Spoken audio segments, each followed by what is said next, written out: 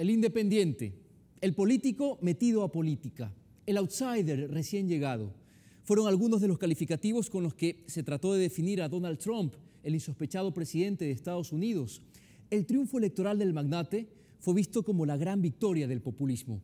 Y desde la misma noche electoral, su victoria fue saludada como un modelo por otros movimientos adscritos a esta estrategia política, que vieron en el sismo causado por Trump el primero de muchas réplicas, especialmente del otro lado del océano. Geert Wilders y Marine Le Pen son quizá los rostros más visibles de la ultraderecha europea. Sus discursos xenófobos, nacionalistas y antiglobalización ganan terreno en un continente donde la crisis económica pone en riesgo el mantenimiento del estado de bienestar. Beter dan ooit. Ik denk dat miljoenen mensen. To his supporters, he is like Donald Trump. Who can bring Holland back to the people. He's not afraid to open his mouth. He's not afraid to try to be honest.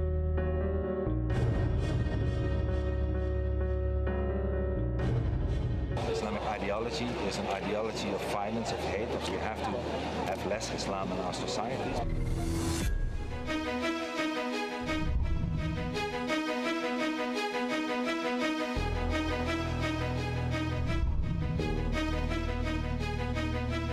We vragen u wilt Nexit.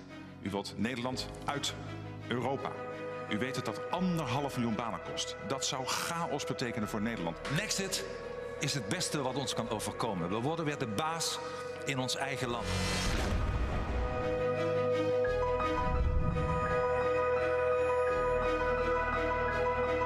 And never travels anywhere without several armed guards.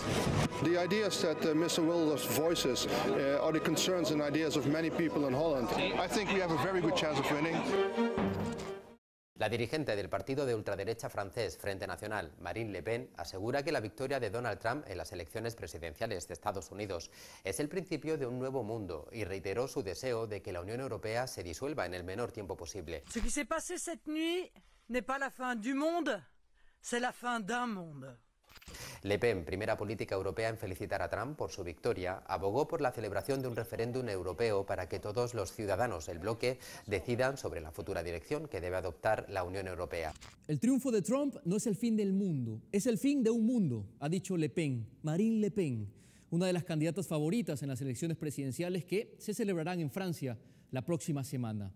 El auge de la extrema derecha en Europa, el triunfo del Brexit y el éxito electoral de Trump no son fenómenos aislados y es lo que analizaremos esta noche en Mundo al Revés. Bienvenidos, mi nombre es Abraham Verduga. Ya empezamos.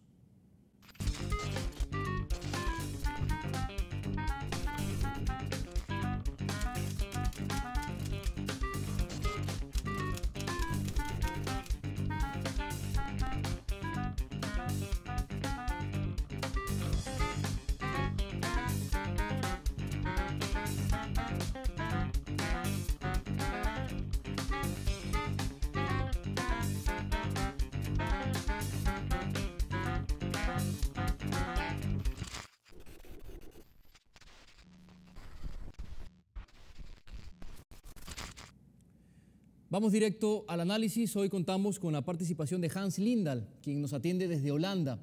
Lindahl es un profesor en la Universidad de Tilburg, en la Facultad de Derecho. Es autor de algunas publicaciones sobre globalización, inmigración, justicia internacional, filosofía del derecho, en fin, un conocedor de las problemáticas internacionales con quien intentaremos descifrar el complejo panorama político que se presenta en Europa. Profesor, quiero agradecerle ante todo por su tiempo. ¿Cómo está usted? Muy bien, gracias. Los partidos ultraderechistas están en auge en todo el continente y al parecer se nutren de las mismas fuentes de descontento. Nos proponemos en este espacio, profesor, indagar en las razones que explican el fortalecimiento de estas tesis, ¿no? Y me gustaría empezar, si me permite, con un dato que creo sirve muy bien como punto de partida para este análisis. Vamos a ver, en el año 2000, específicamente el 5 de febrero del año 2000, el Partido de la Libertad en Austria forma por primera vez un gobierno de coalición. Jörg Haider, su carismático y controvertido líder, se convierte en objeto de muchas críticas dentro y fuera de las fronteras por haber elogiado a Hitler. Además, se suscitaron comentarios contra inmigrantes y su postura euroescéptica. Salieron entonces miles de personas que fueron a las calles a protestar, a exigir su salida del poder y bueno, todo el viejo continente quedó consternado. Tanto fue así que por primera vez en la historia de la Unión Europea se pusieron sanciones a uno de los Estados miembros y se congelaron las relaciones diplomáticas con Viena. Eso sucedió en el año 2000. 16 años después, Norbert Hofer, de la misma formación de Haider, se presentó como el favorito en las presidenciales de Austria. Finalmente fue derrotado tras unas polémicas elecciones, pero sus propuestas euroescépticas, xenófobas y extremistas recibieron el apoyo de quienes tan solo unos años antes condenaban estas ideas. El caso de Austria es solo un ejemplo de lo que ha venido ocurriendo estos últimos años en Europa. Al parecer, algo ha cambiado, profesor. Bueno, permítame no una corrección, sino un comentario al margen para comenzar. El nacionalismo nunca ha desaparecido de Europa. A fin de cuentas, Europa fue el continente que lo inventó. De manera que siempre ha habido unas franjas de la población que han sido abiertamente nacionalistas e incluso populistas, pero han estado debajo del radar, por decirlo así, de la atención política, sencillamente porque eran grupos bastante marginales. De manera que incluso ya después de la Segunda Guerra Mundial, siempre ha habido grupúsculos más o menos politizados que partían de posturas neonazis de extrema derecha y en menor medida también grupos que han sido siempre fuertemente nacionalistas. Eso como primer comentario. Segundo comentario, ¿qué ha cambiado? Pues vea, han cambiado muchas cosas. Creo que el factor tal vez más, no es fácil dar una sola respuesta. Es un tema muy complejo con distintas variables. Creo que un aspecto muy importante ha sido el efecto de la globalización que se ha venido produciendo en Europa. En cierto sentido, Europa, después de la Segunda Guerra Mundial, ciertamente con el florecimiento de la Unión Europea, ha sido muy exitosa en mantener por fuera del continente la terrible realidad de la pobreza que azota otras partes del mundo. El tercer mundo, como se le llama, era exactamente un mundo fuera de las fronteras de Europa y en cualquier caso por fuera de las fronteras de la Unión Europea. El proceso de globalización es un proceso que no tiene fronteras claramente delimitadas en el sentido que hay ganadores y hay perdedores, donde los perdedores hoy por hoy también están en estos países. Ha habido procesos de ajuste económico muy fuertes en casi todos los países europeos y como resultado un empobrecimiento real de capas de la población que antes podían gozar de un bienestar relativamente alto. De manera que una de las cosas que ha cambiado es el horror de una pobreza que se venía proyectando fuera de Europa. Ya no es únicamente un tema extraeuropeo, sino que es un problema también intraeuropeo. Eso por una parte. De otra parte, el proceso de la Unión Europea de integración es un proceso que tal vez usted sabe o tal vez no lo sepa, viene dirigido por lo que se llaman aquí las 4 libertades. La libertad de movimiento de capital, libertad de movimiento de personas, libertad de movimiento de bienes y libertad de movimiento de servicios. Lo que implica que para efectos económicos la Unión Europea es mal que bien un solo mercado. Ahora bien, eso implica, por ejemplo, que personas vienen de Europa Oriental a Europa Occidental en búsqueda de empleo, de mejores oportunidades que las que tendrían en sus países de origen. Y están dispuestos a trabajan muy bien, por salarios mucho más bajos que los que vienen rigiendo en estos países. De manera que lo que se ha visto es no solamente un empobrecimiento de Europa por motivo de procesos de globalización, sino que también el auge de la Unión Europea ha tenido claros ganadores, pero también claros perdedores, Y la Europa que conocemos hoy no es una Europa que tiene mecanismos de compensación para aquellos que son los perdedores del proceso. Lo que llamamos aquí el estado de bienestar es un estado en que quien pierde su empleo recibe unos dineros del Estado mientras encuentra otro empleo. Pero las raíces de la pérdida de empleo en muchos de estos países son europeos y Europa no ofrece mecanismos de compensación monetaria para las personas que son los perdedores de este proceso. De manera que hay ese segundo aspecto que es muy importante. ¿Y el tercer aspecto? Un tercer aspecto tiene que ver con el hecho que Europa cada vez más es un continente que parece interesante para gente que viene de otras partes del mundo buscando oportunidades de todo tipo y que no únicamente buscan oportunidades, sino que abandonan un continente o partes de un continente que están azotados por la violencia. En cierto sentido, Europa cree haber dejado la época colonial después de la Segunda Guerra Mundial. En cierto sentido, los problemas que están viendo hoy con la inmigración de África o del Mediano Oriente son la manera en que ese pasado colonial que Europa nunca ha sabido encarar de frente están llegando a las fronteras de Europa y que tendrá que Europa encarar de una u otra forma. Un boomerang que tarde o temprano tenía que regresar, ¿no? Clarísimo, profesor. Y bueno, hablemos del caso holandés, país donde usted reside. ¿Qué hay de la llamada primavera patriótica promovida por Geert Wilders, este controversial político que llegó a perfilarse incluso como el candidato favorito en las todavía recientes elecciones holandesas? No consiguió convertirse en primer ministro, pero se incrementó su representación en el Parlamento. Entiendo que es la segunda fuerza política. Y bueno, hubo incluso quienes hablaban de que estaría considerado en una eventual coalición. ¿Qué lectura merece, profesor, el apoyo hacia Wilders? Hablamos de más de 1 millón de votos, tengo entendido. Bueno, quiero hacer una precisión. Todos los demás partidos holandeses han dicho que bajo algunas circunstancias están dispuestos a gobernar con Wilders. Así que se entró a la elección con la claridad de que incluso en el hipotético caso que hubiese llegado a ser el mayor partido, salvo que hubiese tenido una mayoría absoluta, todos los demás partidos hubieran rechazado entrar en una coalición con un gobierno de Wilders. De manera que no había esa duda en el momento de la elección y con este hecho que se presentó de antemano por cada uno de los partidos, es posible que algunos de las personas que hubiesen votado por Wilders han decidido más bien votar por partidos conservadores con la esperanza de que sus deseos fuesen satisfechos por esos partidos conservadores y no por Wilders. Eso como primer punto. Segundo punto, fueron casi 1,5 millones de votantes. Holanda tiene una población de unos 18 millones de habitantes y de esos unas 12 o 13 millones de personas con capacidad de voto. De esas 1 millón y medio efectivamente votaron por Wilders.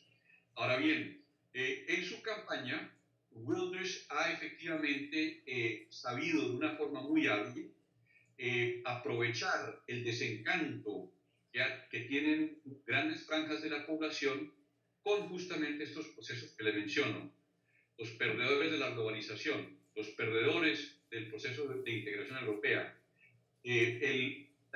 la ansiedad que produce en Europa, la llegada de inmigrantes a Europa en los niveles que hemos conocido en los últimos 10 años, la llegada de Islam. Ese es un aspecto que tal vez es interesante mencionar, que no mencioné en mi primera respuesta. Desde el pasado tenemos en Europa poblaciones o minorías bastante grandes de personas que vienen del Mediano Oriente. Hemos tenido, por ejemplo, una inmigración a Alemania muy fuerte de una minoría turca. En Holanda tenemos una minoría bastante grande de gente de origen marroquí. Y si bien la primera generación de estas poblaciones han sabido adaptarse mal que bien a su llegada aquí a Europa, la segunda y la tercera generación han, en cierto sentido, rechazado algunos aspectos de la cultura de estos países, en buena parte porque ellos mismos han sido objeto de xenofobia y de racismo. En eso no quiero ser en absoluto indulgente con Europa. Hay ese pasado colonial que tanto define a Europa en su historia, sigue en muchos sentidos siendo un aspecto central de la manera que Europa trata relaciones con el otro. Pero no quiero tampoco negar el hecho que hay choques culturales fuertes.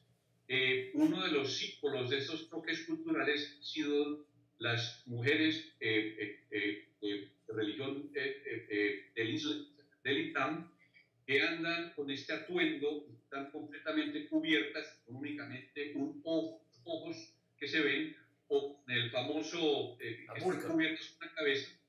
Esto ha generado bastantes choques de tipo simbólico entre capas de la población, y todavía no hemos sabido encontrar la manera de manejar esas diferencias de una manera que no sea polarizante. De manera que es esta combinación de factores que Wilders ha sabido aprovechar muy habilidosamente, pero que me da la impresión que en este momento, ciertamente con el experimento de Brexit, que ha tenido aquí un efecto muy importante, la gente no quiere aventurarse por el camino de Wilders. Pero el precio que se ha pagado es que todo el esquema político, el espectro político, ha ido más hacia la derecha. De manera que comentarios de un primer ministro holandés que hubieran sido inconcebibles hace 10 o 15 años, que hubieran llevado a la caída del gobierno, hoy por hoy vistos como humanos. De manera que se ha pagado un precio muy fuerte por contener a Wilders, que es una derechización de casi toda la política en Europa.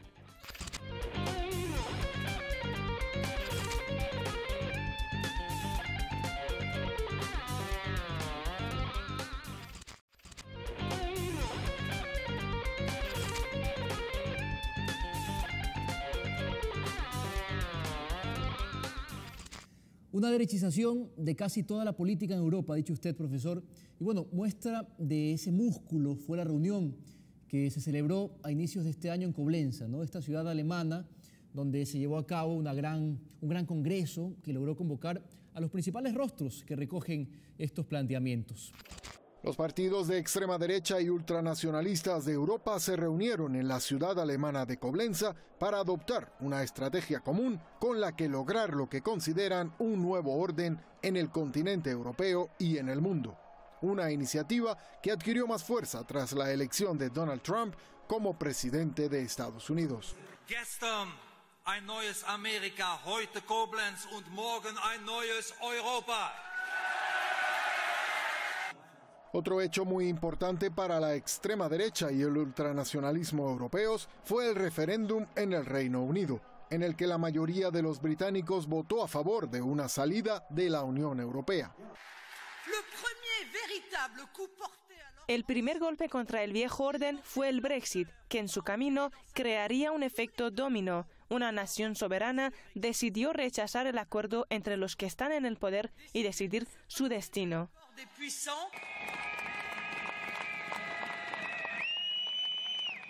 Pero no todo el mundo en Europa simpatiza con estas tendencias ultranacionalistas.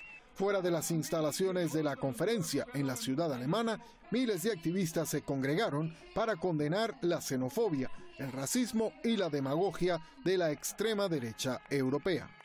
Veíamos ahí a los representantes de Amanecer Dorado, un partido neonazi originario de Grecia. Allí estuvo también Víctor Orbán, de Hungría, quien gobierna desde parámetros ultranacionalistas. Finlandia, con el euroescéptico Timo Soini, que se convirtió en ministro de Exteriores. Frauke Petry, de Alemania, la gran anfitriona, que triunfa con un discurso contra la política de acogida de refugiados con tonos claramente racistas. No podía faltar, por supuesto, Marine Le Pen, de Francia, con serias posibilidades en las elecciones que se vienen. En fin, hay quienes califican a este encuentro como el pistoletazo de salida, ¿no?, para las diferentes campañas de este 2017. Eso en Europa, profesor. Pero a un océano de distancia en Estados Unidos, Donald Trump gana la presidencia. La pregunta es, ¿estamos ante el inicio de un cambio de era? la vuelta del Estado-Nación a la primera línea de la política internacional? Pues vea, es muy temprano decir en qué dirección van los cambios. Me parece claro que si hay cambios, para usar términos geológicos, cambios tectónicos. Lo que se ha visto en el populismo en Europa, lo que se ha visto con Brexit, lo que se ha visto con Trump, no son fenómenos aislados.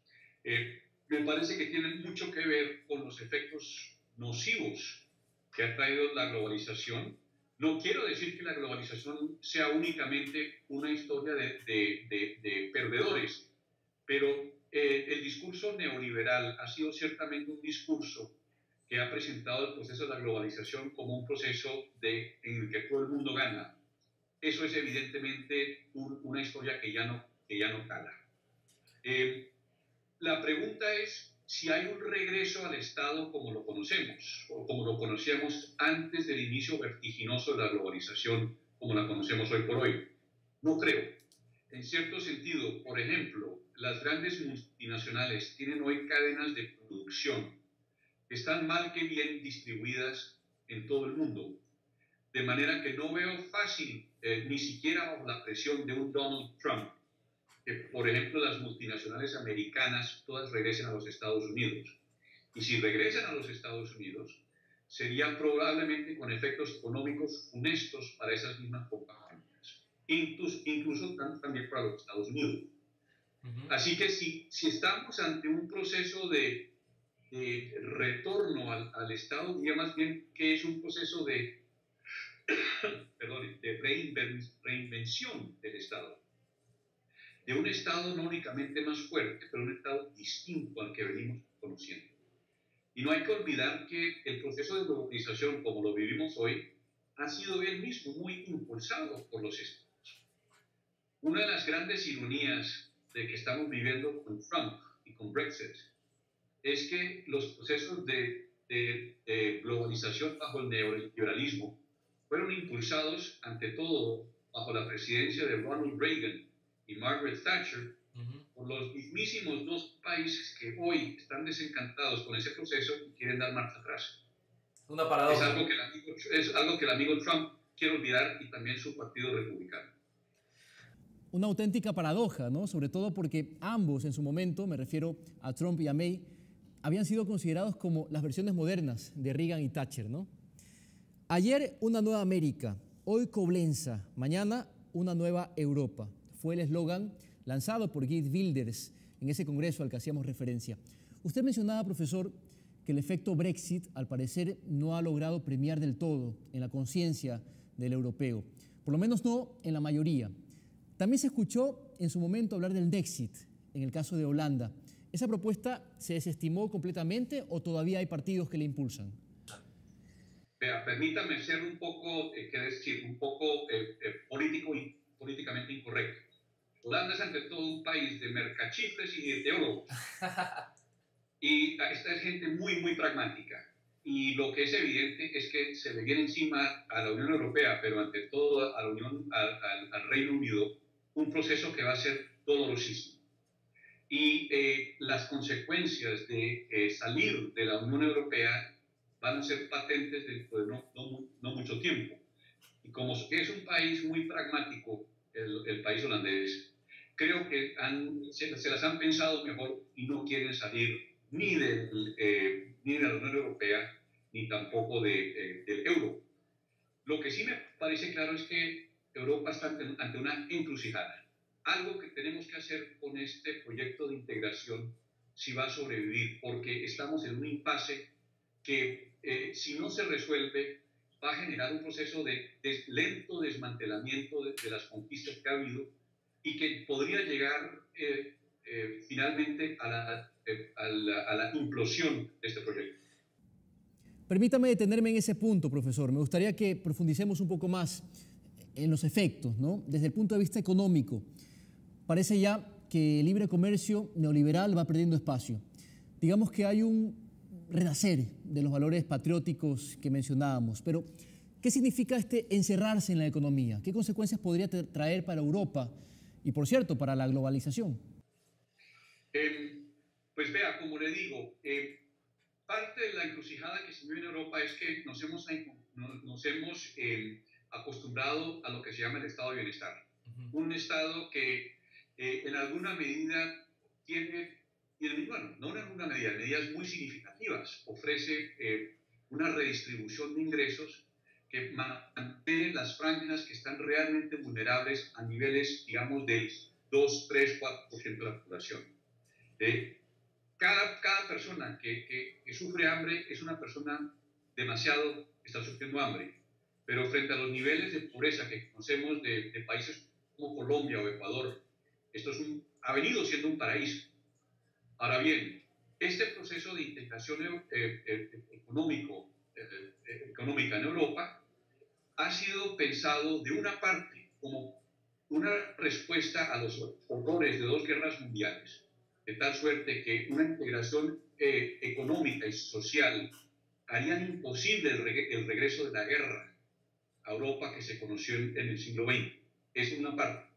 Y de la otra parte, una conciencia clara que estos mercados son mercados relativamente pequeños y que la única manera de poder mantener una posición de negociación fuerte en decisiones internacionales es armando un mercado interno grande. Sigue siendo el mercado más grande del mundo en términos de poder adquisitivo.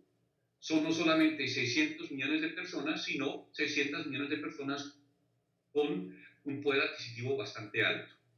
Pero como le digo, el problema que hemos tenido es el único mecanismo que tenemos de redistribución es la del mercado. Pero no tenemos a nivel europeo algo parecido a un estado del bienestar. Pero un estado de bienestar exige casi que literalmente siglos de procesos de crecimiento de una identidad nacional para que haya los procesos de solidaridad que exigen, por ejemplo, pagar impuestos. Nosotros nos hemos acostumbrado a pagar impuestos en Colombia, en Ecuador, en Holanda, con la idea de que hay una comunidad, en cierto sentido, de destino, que justifica que yo tenga que entregar dinero para que otras personas puedan vivir de una manera digna. Europa en 50, 60 años ha hecho un trabajo extraordinario de integración, pero hace falta siglos mentalmente para poder generar niveles de solidaridad necesarios para algo así como un estado de bienestar a nivel europeo. No lo veo llegar en el corto plazo. Un estado de bienestar solo y únicamente para europeos, ¿no? Que no omitiría la amenaza de foráneos, de esos migrantes tan estigmatizados hoy, pero que en su momento ayudaron a reconstruir a ese continente devastado por la guerra, ¿no? Hablemos de los migrantes, profesor, los causantes de todos los males. Estamos ante la mayor crisis migratoria en Europa desde el año 1945 y la idea de potenciar la soberanía nacional para defenderse de la supuesta invasión extranjera cobra cada día más fuerza. ¿Es la inmigración, me pregunto yo, una forma de esconder los problemas propios del sistema, una muy conveniente excusa? Pues vea, dependerá a quién le hace le formula usted esta pregunta. Si usted me la formula a mí, yo diría que en cierto sentido el problema de la inmigración que vive Europa ahora es un problema que no ha resuelto Europa de su propio pasado, que es el problema del colonialismo. Es un problema que Europa convenientemente ha dejado fuera de su contexto y que ahora regresa con una fuerza inesperada. Confieso que soy bastante, eso es una caricatura hasta cierto punto del problema. No hay que olvidar que en Europa hay por lo menos la pretensión de una garantía de derechos humanos que se ofrecen a todas las personas que están dentro del territorio de los países. Y que son derechos humanos que no son únicamente civiles y políticos, sino también sociales y económicos. Y en la medida que hay gente que está llegando a estos países y que no tienen cobertura social, eso va también afectando las bases, digamos, de ideales políticos que afectan a estos países. De manera que lo que quiero decir con eso es que recibir inmigrantes es también en principio asumir la responsabilidad de ofrecerles a estas personas una base mínima de derechos, entre ellas derechos económicos, que les permitan sacar adelante sus vidas. En otras partes del mundo, inmigración no lleva esa carga política y económica tan fuerte que tiene aquí.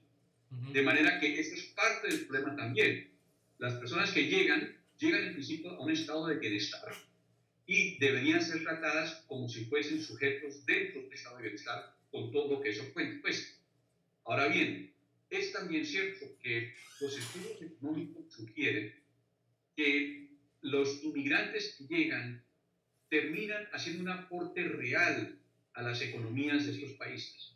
De manera que desde un punto de vista estrictamente económico, había excelentes razones para recibir a estas personas con brazos abiertos. Pero hay el aspecto allí de las personas extrañas, si usted quiere, que genera aquí un sentimiento de angustia. Como le digo, Europa inventó el nacionalismo. Eso sale de ahí. Y esas sombras y esos demonios no han dejado de perseguir a Europa. De manera que en ese sentido no me sorprende tanto. No cabe duda del momentum, ¿no?, que vive esta corriente nacionalista actualmente. Pero, ¿cuál será su futuro, profesor? Y ya vamos terminando. ¿Tienen realmente estos partidos posibilidad de recorrido? ¿Alcanzarán un poder real? ¿O simplemente responden a una coyuntura muy particular? Vea, no sé. Realmente no sé. Supóngase usted que tenemos un proceso de desmoronamiento económico en Europa, por motivo, por ejemplo, que la crisis de Grecia reviente y que también reviente en Italia. Italia tiene una deuda pública enorme y la deuda de los bancos italianos es enorme, son 300.000 millones de euros. Asuma que esas dos crisis que vienen latentes exploten. No descarto la posibilidad que la Unión Europea se cinda o que termine en un proceso de implosión. Yo creo que eso traería procesos de empobrecimiento muy significativo para estos países. Y no se olvide que eso tendría efectos muy, ¿cómo decirlo? Tendría efectos de aliciente para partidos populistas. Una de las cosas que a mí me ha parecido muy interesante estar en esta parte del mundo después de haber vivido 30 años en Colombia es las diferentes temporalidades que se viven en Europa y en América Latina. En América Latina vivimos lo que llamamos en Colombia el rebusque. Uno no sabe de qué va a vivir mañana. Y eso genera una cierta flexibilidad ante el destino, en lo que le depare a uno el destino, que estos países no tienen. El ejemplo muy concreto para mí fue cuando en Ucrania tumbaron el famoso vuelo de Malaysian Airlines, con 250 holandeses a bordo. Aparte de la tristeza que sintieron estos holandeses sobre los queridos que han perdido en ese vuelo, sencillamente no se podían imaginar que algo parecido pasase.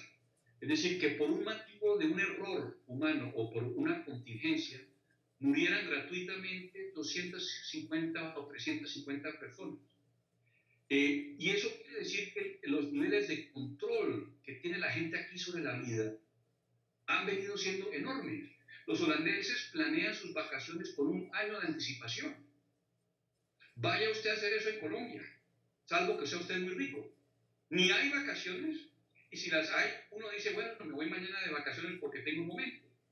Entonces, parte de la angustia, parte del efecto del populismo, es ver que la realidad que había logrado Europa mantener fuera de sus fronteras ya está llegando. Y que los niveles de controles que existían se están perdiendo, y como estos países han tenido esos niveles de controles, no saben cómo manejar ese descontrol. En América Latina somos mucho mejores en eso. Y por eso, en cierto sentido, el populismo es mucho más fuerte en el norte de Europa que en el sur de Europa. Por ejemplo, no tenemos en España un movimiento neonazi fuerte. Tampoco lo hubo en Portugal. Lo hay en Grecia, pero no tiene niveles de votación que le permitan llegar al poder. En cambio, en el norte de Europa tenemos partidos de extrema derecha que tienen ya una presentación muy fuerte y una representación fuerte en el sistema político.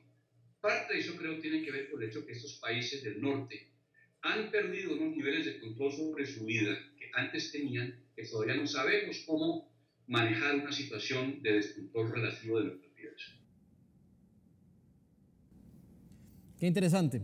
Solo una última pregunta, profesor, y bueno, reiterándole el agradecimiento por este tiempo valioso que nos ha concedido. ¿Qué está pasando con la izquierda en Europa? O ampliemos un poco más la pregunta, ¿por qué no? ¿Qué está pasando con la izquierda en el mundo? Porque vemos también el fenómeno en América Latina, donde está abierta una disputa entre la continuidad de los procesos progresistas y la derechización de la región, que es la tendencia aparentemente en América del Sur, aunque las recientes elecciones en mi país han logrado debilitar un poco esa tesis. ¿Qué está pasando, profesor, con el discurso de la izquierda? Pues vea, para comenzar con el ejemplo concreto de Holanda, hemos tenido un gobierno de coalición entre el Partido de la Socialdemocracia y el Partido Conservador. Y ha sido un gobierno que en general ha introducido una serie de reformas que han beneficiado en cierto sentido la economía del país, pero que han sido contrarias a la ideología, en sentido positivo de la palabra ideología, de la socialdemocracia. De manera que en las elecciones pasó de tener 35 curules a pasar a 9 curules. Mejor dicho, es un partido que casi ha sido destrozado por participar en el gobierno. La gran coyuntura y la gran incógnita de la izquierda es cómo reinventarse ante procesos de globalización que no parecen parar con las fronteras de estos países, que se llevan por delante las estructuras de pensamiento que venían rigiendo en una izquierda que se pensaba a partir de Estados-nación, y todavía no hemos encontrado un discurso de izquierdas que nos permita hacer frente a los peligros de la globalización. Esa es la gran incógnita y la gran amenaza y la gran posibilidad que tiene la izquierda en este momento, y no veo todavía una respuesta. Reinventarse, me quedo con esa palabra. Profesor Lindahl, gracias por atender esta entrevista. Con muchísimo gusto. Que esté muy bien. Que esté muy bien. Adiós. Un abrazo, que esté muy bien, gracias. Vamos de inmediato con la despedida.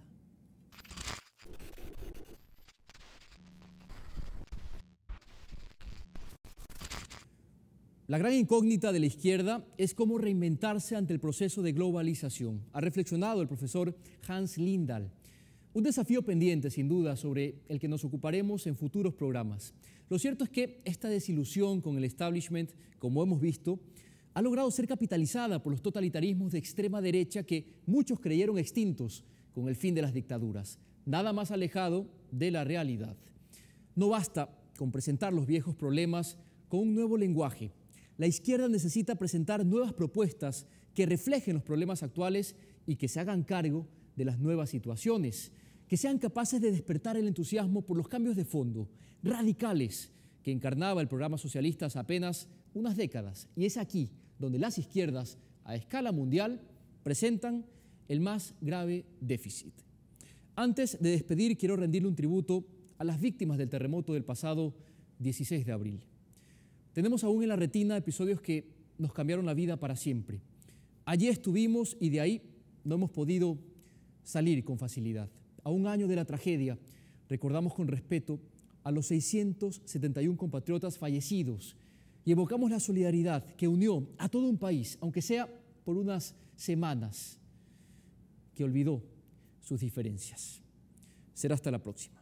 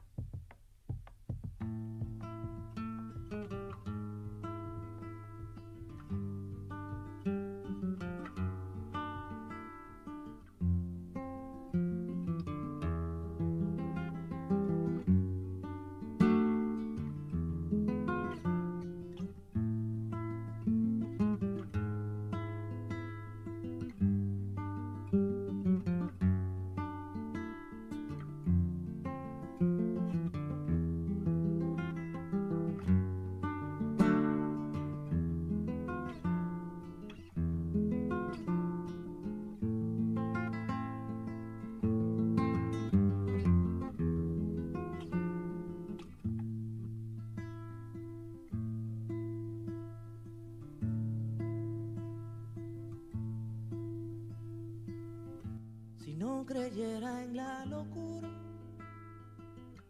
de la garganta del sinsonte, si no creyera que en el monte se esconde el trino y la pavura, si no creyera en la balanza, en la razón del equilibrio, si no creyera en el delirio, si no creyera en la esperanza, si no creyera en lo que agencio, si no creyera en mi camino, si no creyera en mi sonido, si no creyera en mi silencio, qué cosa fuera la masa sin cantera, un amasijo hecho de cuerdas y tendones, un revoltijo de carne con madera, un instrumento sin mejores resplandores, que lucecitas montadas para escena. Qué cosa fuera, corazón, qué cosa fuera la masa sin cantera, un testaferro del traidor de los aplausos, un servidor de pasado en copa nueva, un eternizador de dioses del ocaso, júbilo hervido con trapo y lentejuela. Qué cosa fuera, corazón, qué cosa fuera la masa sin cantera, qué cosa fuera, corazón, qué cosa fuera la masa sin cantera.